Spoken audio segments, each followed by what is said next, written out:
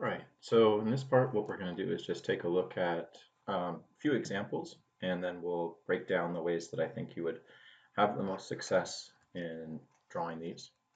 So let's start with the setup.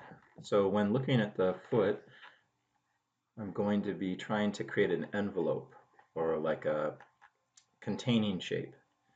So like an envelope would contain something and simplify that information by virtue of having a pretty ordinary rectangular design.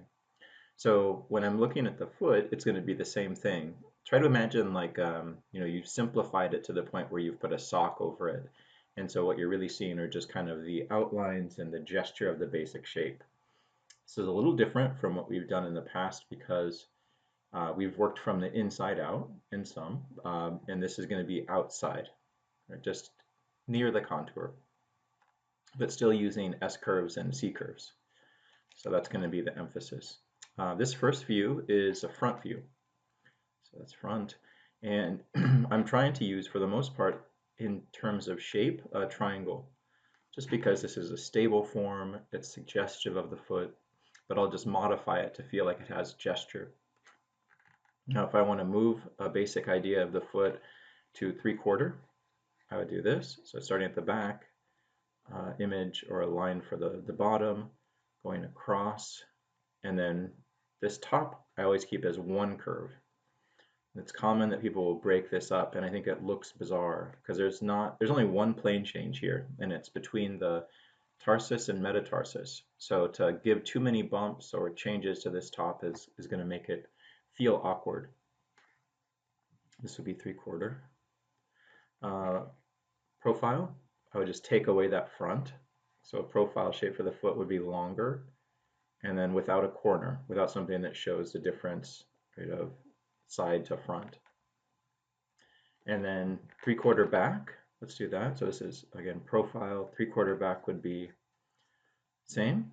So thinking about down the tendon, here's the heel, going to the front, one curve to get the top of the foot. And then I'm just going to bring this down. So that gives the corner to show the back as the heel. So those are the main views. I mean, the back would be, again, the same as that front. So if you're drawing the back, it would be the exact same shape. You would just show inside of the shape more of the structure of the heel, kind of that squared off area. Now what you can do with each of these is give them gesture, which means you can just pinch and stretch the different shapes. So if I want the foot to feel like it's raising, let's say 3/4 specifically, I would pinch the top and then create an S curve at the bottom. And that way you're going to get the effect of just kind of manipulating the basic sock shape so it feels like an action is being performed by the foot. So an example of that might look like, let's just take this one. So here's the back, that first line, and notice that there's really no more than 4 lines for this envelope. I mean, that's the most that I'm trying to use. So this would be stretching, and I lifted the heel off the ground here. This is the toes, and so that's the break because weight is coming down and then the toes are being forced against the ground. And then down the front, and then C curve. And then what I'll do quite a bit is like just kind of create a space between the big toe and the rest of the toes as a separation, just so you know where it is. But now I have a complicated form that's, put simply in terms of action, and then I can develop the information inside. So again, this is just so that you imagine it as a sock, something that simplifies. Okay, and that's kind of what we have here, except for the fact that the big toe's on the other side. So I'm going to go through and do this one. I'm going to really focus from like here down, but keep in mind that these lines, when you draw them, you should extend them higher, right? They should just kind of go into the back of the lower leg, in front of the lower leg. Okay, so here's the basic process, starting with the shape, which we've done. So one, the back of the calf. Now thinking about the heel, heel's here. This looks like a C curve, hits the ground, goes across, and then one line that goes from the front, and then without interruption kind of sweeps down into the small toe side. So that would be my start. This would be my gesture. If it helps, you can put in some kind of, perspective-based ground plane that will help you. It's sometimes a really useful thing to do, to include that plane so that you could feel like the foot is standing on something concrete and in reference to like a grid or a perspective, depending on your comfort with perspective. And that's something that I can address in terms of how I'll use or think about the heel as well. Okay, so no more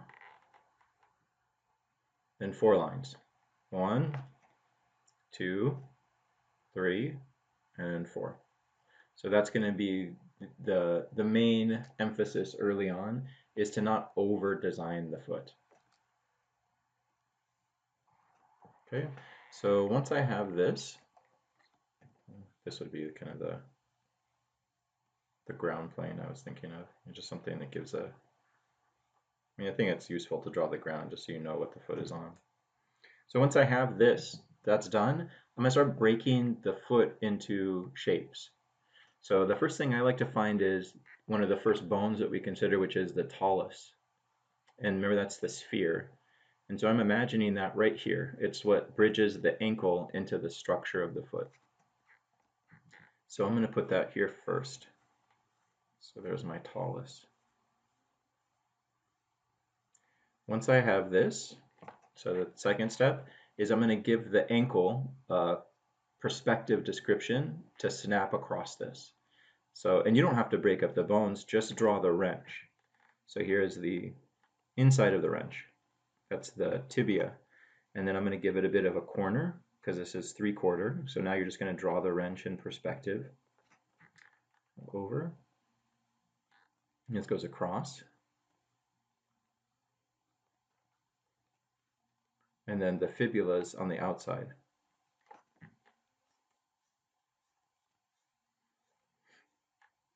Okay, so that would be and if you don't want to make it asymmetrical, you don't have to. You could also make the wrench just so you get the hang of it, just straight or symmetrical until you're comfortable, and then just start to push one side down. And then I'm going to bring this up too. So I already found the corner for the wrench or the ankle just based on looking at the bone, but it's going to help me out to have a division too. So now this is the front, this is the side, and if I were to continue, I would know where the back is. I wanted to put the muscles back there. And then this one, this curve, I had to make sure it went around the ball. So you want all of your lines here to still do that wrapping or overlapping thing that we've done for most of the semester. Okay, so now I have an integrated ankle with the start of the foot. So let's say that's 2, step 2, step 3. This is 1. Now I'm going to look at the calcaneus, which is that heel bone. And you have 2 options. So for the heel, you could design from this point, and in this view, you could choose A or B. You could have it be a Coke can or cylinder that's moving back. This is maybe a little bit harder to draw, but a more organic looking solution. Like it just feels more like the bone. The other is you can have, so say A, maybe a more easy way to describe it would be to put underneath the ball a box. Box is less organic, doesn't feel like the bone, but it's a little easier to draw, a little easier to think, and then it gives you a benefit in the sense that you could, if you struggle with perspective, project it forward, and that might help keep the kind of the following shapes in line with it as a guide. So you choose, right? It's wherever your comfort level is. You can mix them up. You could try combining them, but these are the ones that I think are, the most beneficial to get started. So what I mean in terms of using the box as something that we can project forward is, if this is the back of the foot, I can take these lines and just kind of bring them out. Right, so that would be the top of the box. And now this gives me a whole like projected template that I can design or use as a guide to design the way that the metatarsus comes forward and then comes down to the ground. Right, so it's kind of like something that might, in terms of perspective, just be like a support. Okay, so those are your choices. I'll do this one, B, just for the sake of showing an easier. So it looks like the ankle in this, or the heel, is kind of back at a bit of a diagonal because the foot's raising. So first what I'm going to do is come across, and I'm looking to show the width, and I'm putting it here as a way to try to communicate the connection. So I want the ball to feel like it's standing on the box, or like it's just kind of sitting on top. And if you can imagine those two things, and imagine just the top of the box swings back and forth, kind of rolls forward and back relative to this ball, and that would be the functioning of your like the joint, right? The movement of the joint is with that kind of swing. Okay, so that's going to be roughly where we would start it. And so somewhere in there, just to give a description. Okay. So just changing my brush a bit. Okay, so here, now I'm going to give, instead of, if it were just standing, I would bring it straight down, but because it's leaning some, I'm going to just angle this back this way. Kind of trying to keep the front plane of this just slightly in front of the ball. And now this would be the tilting of the cube, right, or the heel. So back.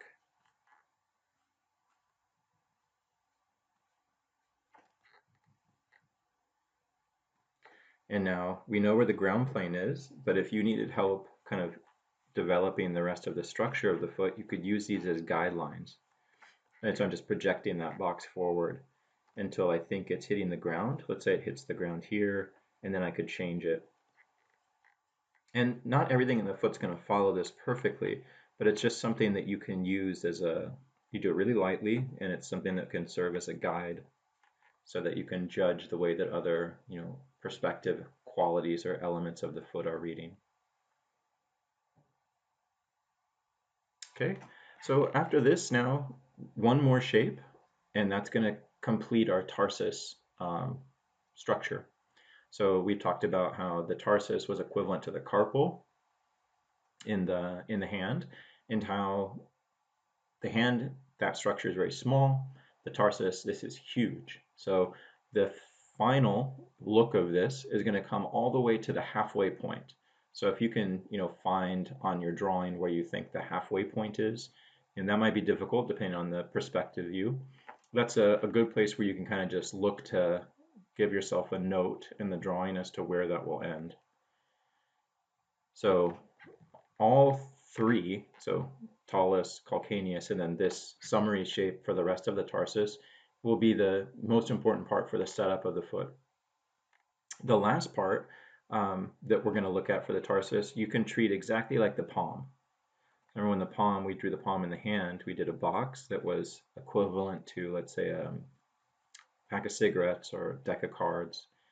So it looked like this. And then same idea as the hand, that when you draw this, you should also give it a peak, like a bit of a height to that structure, so that it feels like, just like in the hand, like there's some kind of arch or bridge. And that would be the transverse arch for the foot, right? Because I'm trying to show in perspective that these things start here, raise, and then come back down, and that's the long arch.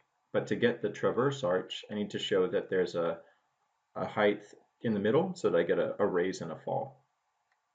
So in terms of this box, one solution to that could just be that you do the exact same thing you did on the hand and create these two planes that are angling up and then meeting. So that's going to kind of fit in right here, right in that space between the ball and then the halfway mark. So let's double check. Okay, so now let's, using a new color here, just so it stands out a bit more, let's add our metatarsus. So one thing you might want to do is just start out with the simple square or flattened box, and then add the peak after. So here's where I'm going to start it. The only thing that has to change is that this points down. So it doesn't come out perfectly horizontal. It has a bit of a downward angle. So instead of having it come out in line, right, with our parallel to the projection of that cube, I'm going to send it down a little bit. And what this is trying to emulate or show is the perspective structure of the longitudinal arch, right? That you had the box in the back, it rose to the sphere, and now we're starting to descend to the point of the toes. So here could be that. I'll get a little closer too. So we might see something like this for that structure, ending at the halfway point. And then if you wanted to go a step further, you could just, like you did with the palm, find a center and then create two lines that show two planes raising to that point. All right, so that would be the very last piece of the tarsus, and then you're done. So way more time here, whereas on the hand you would spend much more so on the structure of the fingers. Okay, so that's done. We're ready for the next part. And now keep in mind that from here everything is going to get slightly smaller. So if this is half of the foot, what I'm looking for in the last two would be from this half down, that the metatarsus are going to be 2/3, and the toes are basically going to be the remaining space, or 1/3. Sometimes that works out well with the the setup, and if you have to make adjustments based on the overall or how it looks, that's fine too. It's not going to really affect the overall too much. Okay, so I want to put this shape in a different color. Now the last shape for the metatarsus I think of as a slide, right? Because you're coming from here, that's where we ended. And what this does is it comes out kind of in line with that diagonal movement down of the tarsus. And then at the very last second, it kind of flips out. So from here, you can take every point, so like these four, and just start the next perspective from that. So here I'm going to bring an S or C curve, depends on what you see and what the foot's doing. Whatever one it is, as soon as it hits the ground plane, it has to then start to move in that direction. Right, so that would be the benefit of having like this, some kind of grid or structure for the ground plane at the bottom. And then for the the remaining two or three, if you include the peak for the house, you're more or less doing the exact same lines, right? As you try to find or get a feeling for this coming out. So here, let's do the same. And at the very last second, like a slide, it's just going to come forward and do the same thing over here. Down, out. So the only real area on the top of the foot that has a directional shift in terms of surface is right here. You get a bit of a plane change from this to that, but that's it. So if you're adding a lot of bumps and curves on the top of the foot, that's going to make it look bizarre because there's really only these two plane changes. Anything else you're probably seeing as a bump would be like a vein or a muscle or hair. So it's best for now, just since we're only focused on representing the skeleton in perspective, is just keep it to two lines on top. That's also a better way to show the hard quality of surface. Okay, here's the center. These are all just kind of parallel to that first line I did. And then when I get to the end, I'm going to create an open plane. So like this is the part where that hits the ground or has impact. And then I want to leave, just like with the end of the palm and the hand, this is like an open area to add the toes. And so, but that's the majority of the work in the foot, is trying to get all of these things to work or sit together. Okay, the last thing is the toes. So let's work on that. And these should be familiar because you've already worked with the fingers. So, okay, I have a basic idea of what's going on. If you want, you can lay them out the same way. So here would be like, we use sticks and spheres, or straights and spheres for the hand. Do the same thing if you want. This would be like the directional placement of the big toe. I always group the next three because they work together. So that I'll do a line across and then a C curve down because they all point towards the floor. Big toe is the only one that points towards the sky. And then I'll sweep across because they all have from the outside to the inside, uh, a raising curve. And then the little toe is just going to be like a ball because it has a different shape or feel than the rest. Okay, in terms of developing, the big toe I like to show more as a box. So let's say here's the top box because that's more in line with what the bone is in the foot. Remember, the bones are wider and flatter because it's a better design for stability. So for the big toe, you can make boxes like I am, or I've kind of pinched the top a little bit to try to reflect the quality of the bone, that bone has a thick to thin. If you feel confident, like you want to try that, you can. And then one more, also square. And then for this, I'm trying to shift or pull the toe in that way, just because it has a more natural feeling to have these things pulling in towards the second toe than it is to have them all coming out like perfectly straight. And sometimes you can show this and sometimes it's harder to see. So there's my nail. That's kind of showing that the toe is facing up, but also the perspective of that last digit. The rest of this I'm going to try to think of as like more straight or angular. But that could all change when we start to add the padding, right? The padding is going to soften the bottom. And maybe we don't need to add the padding for these. Maybe to get started in this study, you could just show this much, right? So it's good to double check the length, right? Does it feel like it's about the correct length? I think so. The only thing that's added to this is padding, right? So if I were just focused on the bone here, which is what I'm more interested in you seeing, then that would be an okay perspective and proportion. Lastly, so for the smaller toes, I have this shape. Now here's an easy way that you can break them up, is I'll do one line kind of to separate the first toe out and then show that stair structure with cylinders. So it first comes out, then it goes down, then it comes out again. And then here's the nail. So all of the remaining two after this are just going to follow this design. Right? So what you can do is, if you don't want to have to worry about the individual, just swing this over. Right? So this arc is a repetition of that. Swing this over. Now this would be the plane, or the planes for how the toes work, but you could just separate them in the middle here. So you end up creating two toes and you're just copying. And so I'm copying all the planes. And again, it's just a rudimentary way to get a lay-in for what these toes are doing.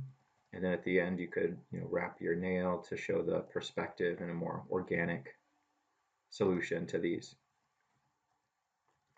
So unlike the hand where we did more with like the padding and the development of the soft versus hard, I think because the foot represents more of a perspective challenge, it's better to start out simply minus a lot of padding. And then here's the small toe, which is just kind of a sphere on the end. So those are the steps, and this is as far as I'd like to see the foots go for homework.